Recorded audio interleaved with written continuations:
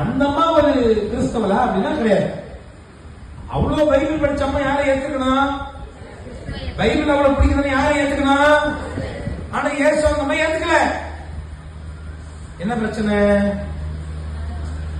அவங்க பைபிள் படிக்கிறாங்க, ஆனா அந்த வார்த்தைகள் மேல என்ன இல்ல? நம்பிக்கை இல்ல. நல்லா புரிஞ்சுக்கோங்க. நான் சொல்ற எக்ஸாம்பிள் யாரையும் மட்டும் தடுக்கிறதுக்காகவோ யாரையும் தப்புன்னு சொல்றதுக்காகவோ சொல்லல. எதுக்கு சொல்ற? பைபிள் நாவல் புத்தகம் மாதிரி படிச்சா பத்தாது. எப்படி படிக்கணும்? விசுவாசத்தோடு படிக்கணும், நம்பிக்கையோடு படிக்கணும்.